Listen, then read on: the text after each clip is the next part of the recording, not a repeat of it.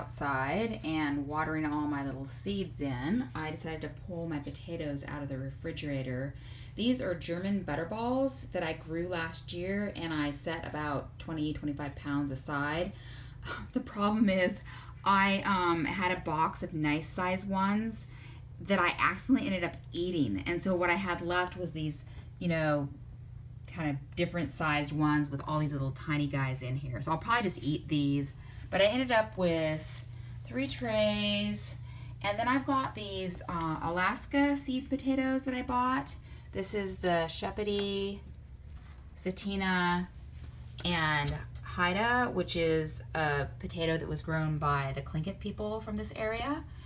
And I set out these ones last week, and so they're already kind of sprouting. And now I've got to figure out where in the garden I'm going to be able to fit my potatoes. And because I had gotten all the potatoes out of the fridge, I decided to go in and, you know, clean everything out, wipe everything down, since I had let it get pretty grubby through the winter. So yesterday I made up a bunch of soil blocks and seeded my second succession of red sweet crisp and green sweet crisp Salanova lettuce. So I was actually like 5 days late getting these seeded. So that really kind of sets my schedule off, but I don't know. Anyway, and then I seeded some extra stuff. So like I was showing, my green onions didn't come up. My second planting of green onions didn't come up well. So I went ahead and planted green onions into soil blocks like I've done before rather than the tubs. And I used 2021 seed, which is, I should have used that anyway because I've got a ton of it. I've got a bunch of new seed and I should have just used that. But yeah, so I did 42 of the green onion, another planting. And then I also, because my scarlet kale did not come up very well. And the Italian kale, I've got a few, you know, that didn't do well either. So I went ahead and did 24 little soil blocks of Dazzling Blue, which is, it's an Italian kale, but it has like kind of a red rib in it. So it adds, you know, it has some color since it looks like I'm not going to have a lot of scarlet kale, which would kind of add some, you know, color to my kale options.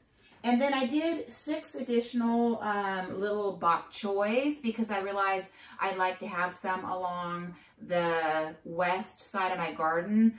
Anyway, so you might notice that I've got all of this little white stuff on top of the soil blocks.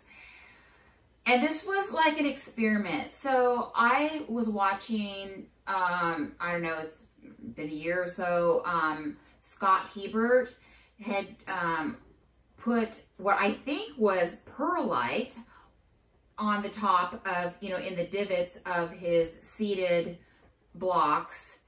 And I think I remember him saying that that worked out, but I don't really remember. I've been wanting to try this because it seems like, you know, the stuff that germinates really quickly, just, you know, pops right through the soil. But if something is taking a while to germinate, it seems like, you know, the kind of, the soil on the top gets kind of hard, and it's harder for those little guys to push up later. Now I'm all nervous about it and wondering if I should not have experimented on all of my trays because this is my whole second succession of plantings. But anyway, okay, so cucumbers are gonna go out into the greenhouse today, and so is the basil. Oakley dokley, so got the cucumbers out here. It had looked like the forecast was going to be nice beginning next week, but forecast keeps kind of switching around and intermittent like sun breaks and rain. So today and tomorrow there might be a few sun breaks and then it's supposed to kind of rain. So I'm just going to plant these cucumbers out. And if I have a chance also to plant out the basil today. It's been, you know, like in the 50s in the greenhouse during the day. And nighttime temperatures have been, you know, out of the 30s. We're, you know, well above freezing now into the 40s Fahrenheit. So it's not optimal. I'd like some sunny days, but I'm pretty happy that it's raining my seeds out in the garden. So I'm not going to complain about the rain. I'm seeing my first little shoots of carrots coming up here in this bed. So that's finally happening. I went ahead and put some rotted seaweed down, little ways down in here. Okay, little feller, there you go.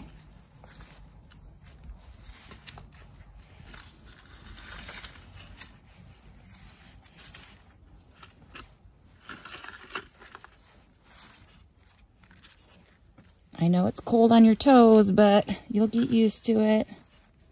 And maybe the weather will get better.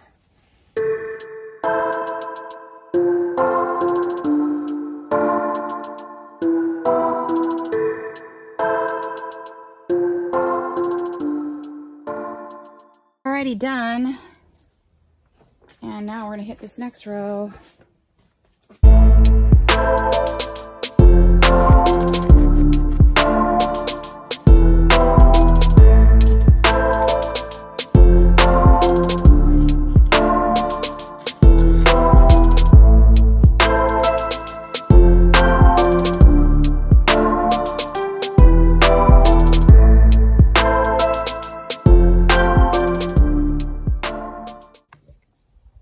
And just like that, we've got cucumbers planted. As I was ruthlessly jamming these cucumbers into the ground, it occurred to me that their little stems are probably pretty delicate, so hopefully I didn't like bust all their stems off. I have 5 plants left. One little guy who's trying to germinate, and then another little tiny fellow. And I'm not quite sure what I'm going to do with these guys. Yeah, trellis.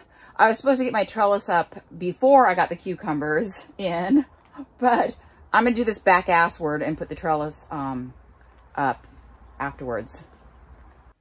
Okay, so I put the last 6 cucumbers in these, you know, little bit bigger paper pots, and maybe in case some of my cucumbers don't make it out in the greenhouse.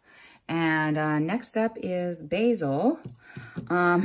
I just spent a bunch of time, so, you know, I put this perlite on top of my lettuce, and I just noticed it's enriched with Miracle-Gro plant food. So it's not just plain old perlite. So I just feel like I dosed my lettuces and other starts with some death Clorox stuff or something. So I've got Clorox still stuffed in my starts here, but I took the time for 2 of the trays, 1 green leaf and 1 red leaf lettuce, and kind of pulled some of the material out of the divot and put in a little bit of soil and re-watered those in. But I left 2 of the other trays of lettuce. So we're getting a little break in the clouds. I don't know if you can see that. There we go. So it's warmed up a little bit in the greenhouses. I'm going to this greenhouse here. So we're going to be planting out the basil in this bed. The basil at the end here, little guys. And I'm going to plant them at the drip holes in this bed, which is about 72 minus the ends. I ended up just yanking those 3 rows of arugula out, left the one in the back. Just because it's just kind of in the way. So that'll make a little bit of a salad there. And temperature 66 F.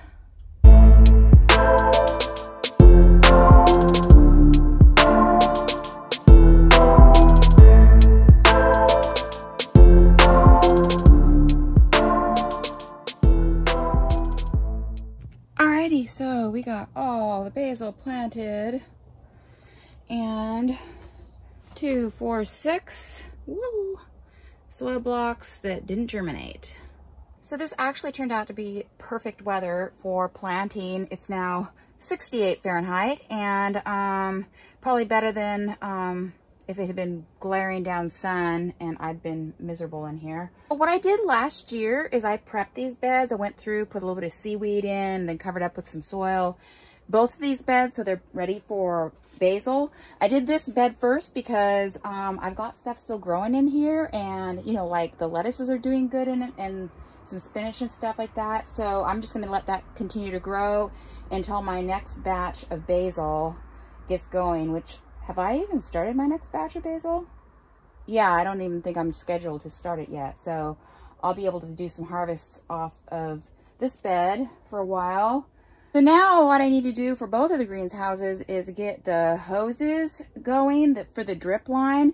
And I talked about that, you know, in a previous clip. So right now I've just got this one length of hose running out here to the greenhouses.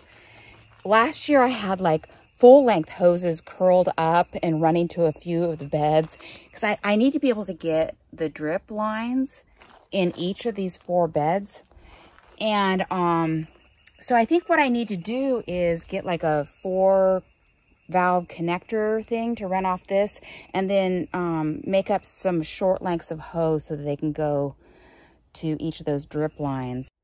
So yeah, I got to get the drip going so that I can just kind of water these in with the drip. I think that's everything. Is that everything for this week? I got to start thinking about planting these guys out into the garden. Maybe next week. So yeah, see you guys next week.